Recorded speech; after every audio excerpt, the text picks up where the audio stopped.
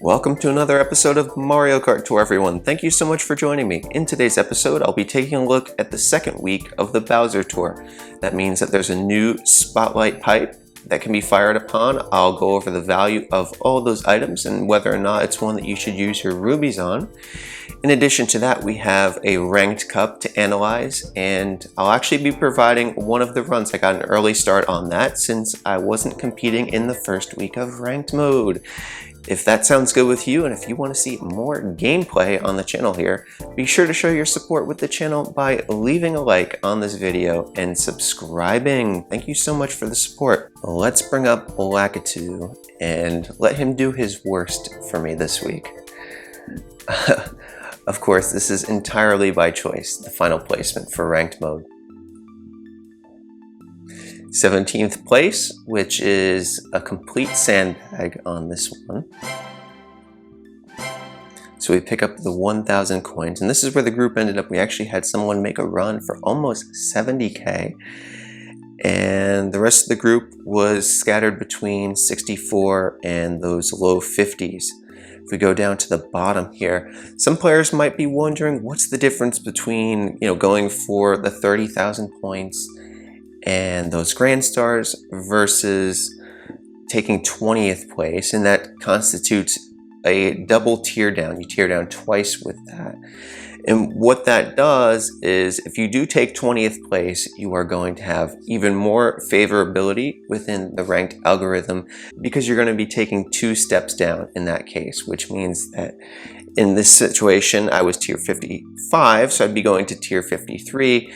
The parameters for tier 53 may not look the same as the parameters for tier 54. You will, on average, be pulling from a set of lesser competition, but do keep in mind that you can't alternate between 20th place and first place and expect to maintain your tier.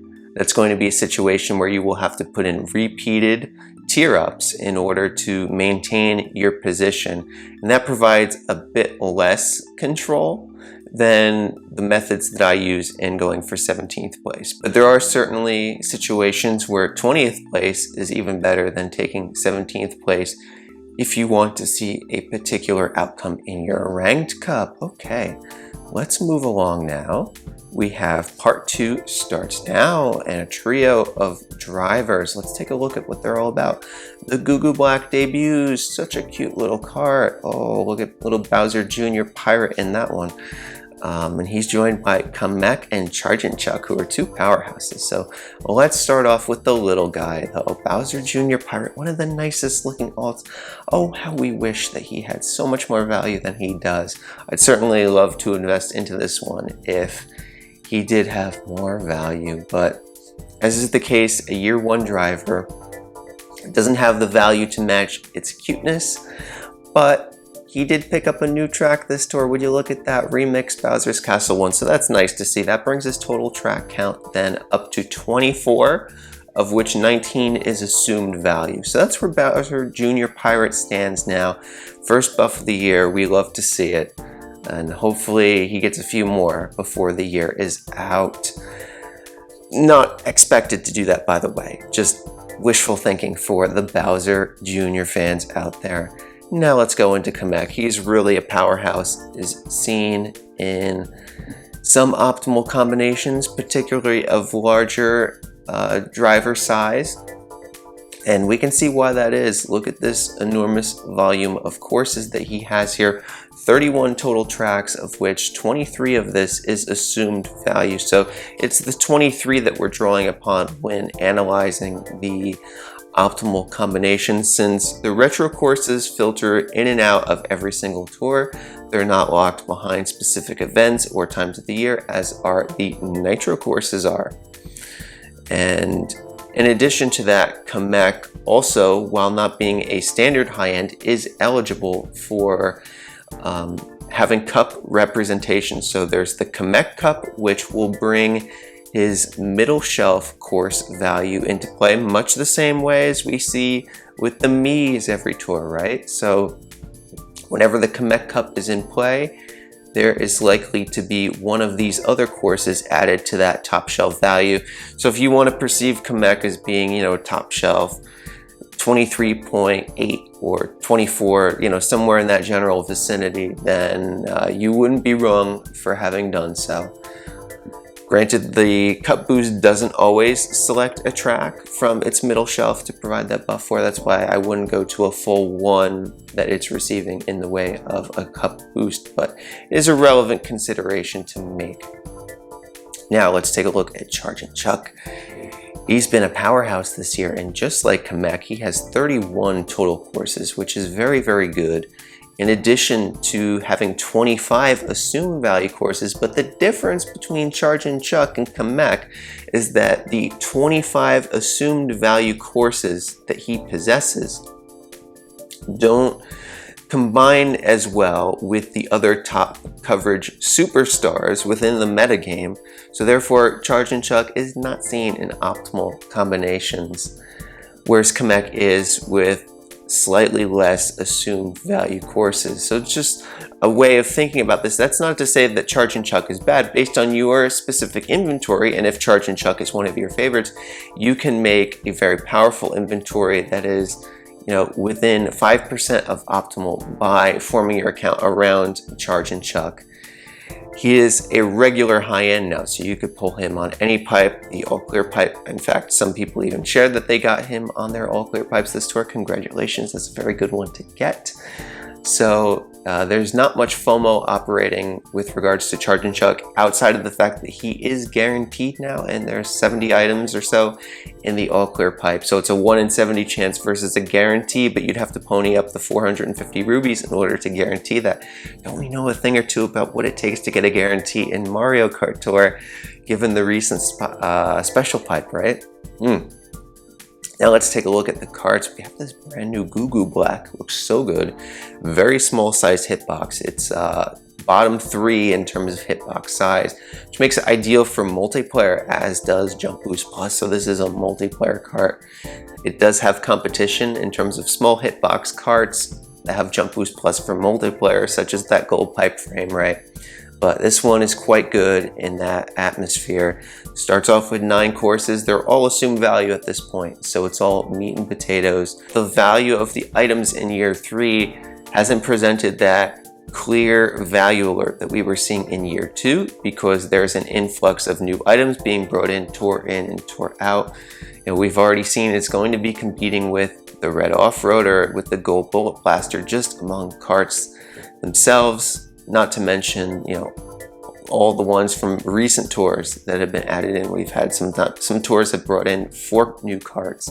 So not particularly one that's worth value hunting, especially because it's debuting in a pipe with a coin box driver and a lucky 7 driver. And a lot of these other items are superstars too. We have the magma broom here, which is really very close to being very good in terms of coverage. It's not there yet. And will this pipe appearance help bring it there? It's possible. I mean, the broom carts are ones that, they look aesthetically pleasing, but a lot of the players out there do not love the handles on this, based on the turning axis that you're working with. And, myself personally, I don't mind it as much as some, but those criticisms are well founded there. Overall course value on this one, 23 total tracks, 20 is assumed value. So we're dealing with meat and potatoes here, that much is for sure. It picked up the 2 new Bowser's Castle 3 variants. We see the R version and the T version, one of which is ranked mode for week 2, and the other one is unranked, but likely to see a ranked appearance at some point in the next 6 months or so. And then we have the Silver King. This one is totally meta, larger size hitbox. A lot of players invested into the Silver King. In terms of optimal combinations, this is actually the first time that it's being seen in any optimal combinations, and that's because it managed to pick up 2 buffs here. So this is 25 assumed value courses, now 34 total courses, but of those 9 nitro courses, you're not getting that value returned to you. So you really want to focus in on the 25 courses that it does have regular access to. And that's good enough for optimal combinations, but mostly focused on level 8 inventory. It's still not seen at any level really in level 6 inventories, which means that if you're not willing to take this cart and other top meta carts to level 8, then the Silver King is not the ideal option. However, where the Silver King really shines is through overlap with other plus special skills and having that nicer size hitbox. So this is one, it's going to depend on your specific strategy. It's not a hit across every possible consideration that you can have there. Of course, famously, Justin pulled for the Silver King last year, and I believe it's still a level 1 on his account. It didn't present that kind of optimal coverage for his inventory as he was hoping for and expecting, but those who did invest into the Silver King were handsomely rewarded if it was presenting them with a lot of coverage for their account. And then we get to the gliders. We have two really good ones here, right? The Black Rate Sail, although this was just recently offered in the tier shop, and it is a regular high-end, so just like Charge and Chuck, you can pull this in pretty much any pipe, albeit at a 1 in 70 chance for that end of the distribution. But the value on the Black Rate Sail is enormous here. Look at all this scrolling that we're doing. 34 total tracks, just like the Silver King, but 26 assumed value. So it's one-upping Silver King. But just like the Silver King, this is not seen in many optimal combinations, and that's because of the overlap with other top meta gliders. Particularly these 8-bit gliders that have kind of had the market cornered in terms of optimal glider coverage. The 8-bit Bullet Bill in particular. Also, we have the 8-bit Fireflower that's going to be stepping on its toes a little bit there. And look, this is still a very good glider for many accounts, but I urge you to specifically look at your inventory and don't just look at the raw course count when assessing whether or not this is the right one for you to invest in. And also do keep in mind that since it has been added to the tier shop, the kind of value it's likely to pick up, look, they didn't even give it a new course this tour, so that kind of is the effect of it being given away in the tier shop. The Dream Glider now, this one was part of the Kamek set, 29 total courses and 24 assumed value courses. This did have a short reign in the optimal combinations, but it has since been replaced. However, it does cover a very nice selection of early year 3 tracks all the way up through Bowser's Castle 1, and it's also been given one of the RMX courses for this tour. And then we get to the Home Field Glider, which was a part of the Baseball Mario set. It's kind of being tossed in here. Makes sense though with Charge and Chuck, right? Even though it's a baseball stadium and he's a football player, right? Anyway, 20 assumed value courses on this glider, but 35 total tracks. See, this is where it's really important to be in the know on this stuff, because for just the casual observer on this glider, you would think the value is absolutely monumental on the Home Field Glider, and that is just not the case. Nearly half of its tracks are pretty much never returning, so this isn't really one that you want to invest into, although it does look very nice. So that is the assessment on this week 2 pipe. Should you folks pull on it? Well, I would say that Kamek has been available in numerous high quality special pipes. In addition to 100 spotlight pipes, this probably isn't his best feature. Charge and Chuck is a standard or regular high end at this point, as is the Black Great Sail. So the whole purpose of this pipe is effectively the Silver King makes its return. This is your chance to obtain it, and there is a guarantee on that, so there's value.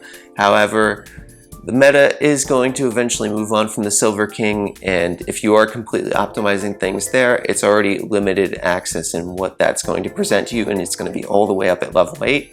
In addition to the Goo Goo Black, which is a brand new cart, but it's one that does have some disadvantages. I do hope that helps inform you on how you want to decide to use your rubies. Okay, let's take a look at ranked mode here. We can see first place at the moment. Let's take a look at where the group is. 66k is our top opponent so far. We're just going to take a look at this right out of the gate. Level 4, level 5, and level 4. I'm sure that they're going to increase since it is only the first day. Tier 54 player, high score of 37k, so that's very, very fair. And but we are down in tier 54, which we haven't been there. That's because I did a double sandbag. It was optimal for me to make a strong run at this, with Funky Kong being in week 2. However, there are implications if we take a look at the scores here. There's 2 trick tracks in play, so players that generally will not present the same kind of skill level as opponents will have a more fully realized expectation on their bonus points boost, because those are all higher action count courses than their normal counterparts in most situations, mind you. So these are the runs I've done so far. I'll be showing you that Neo Bowser City run with Funky Kong. He was revving his engine after the big reverse race, and he had quite a nice one for Neo Bowser City. Let's take a look at the loadouts on this. We see that I have the question block Mii racing suit. That is going to be by far my ideal option, being over 900 base points and level 2. The other options that you may have, Gold Charge and Chuck, available in that special pipe currently, but if you haven't seen the warning I've sent out with pitfalls in Mario Kart Tour, I highly recommend you check out that video. It will be up in a card above. Non-spotlight pipe on that one, so there's absolutely no guarantee you can use all your rubies up and not obtain that driver. And then you also have access to the Dr. Bowser, who's in the week 1 pipe, Dr. Mario as well, along with PD Piranha, which is a popular one that people have invested into, as well as Kamek. So the options are numerous there. For carts, you're going to be looking at ones from the week 1 or week 2 pipe. Of course, both from week 1 are in the top shelf, and only the Silver King from week 2 is there, as well as the Gold Cheap Charger from that special pipe, which is actually seen in quite a many optimal combinations, really just as many as the Silver King out there, and also seen at level 6, so that's a nice little anecdote for the Gold Cheap Charger there. But that's in larger combination sizes. It's not like one of the mainstays in the meta. It just fills in nice with other top carts. We'll be going with that middle shelf Koopa King though. Middle shelf is not too bad. Nice size hitbox on that too. It's the same family of cards as the Silver King. Where the things are really nice is that we pick up coverage here with the Dream Glider level 4. So this one is going to be a lot of fun to play. I'd anticipate a score of over 20k on this course. Likely to be even above 23k. But we'll see, that all depends on the kind of run quality that we can have. Now let's take a look at Bowser's Castle 3T. We'll save Neo Bowser City for the end, right? The 3T, we've had quite a history with this one, haven't we, so far? There's no top shelf driver here, so we're going to be working with middle shelf. Now this is interesting to note that in addition to having those gliders that I talked about, the Black Great Sail and the Dream Glider, Spotlight boosted for this track, Kamek is also Spotlight boosted on this as well. So in this version I have middle shelf coin box, which makes quite a bit of difference from bottom shelf coin box in terms of optimal run. So we're definitely going to be rocking with the Kamek there.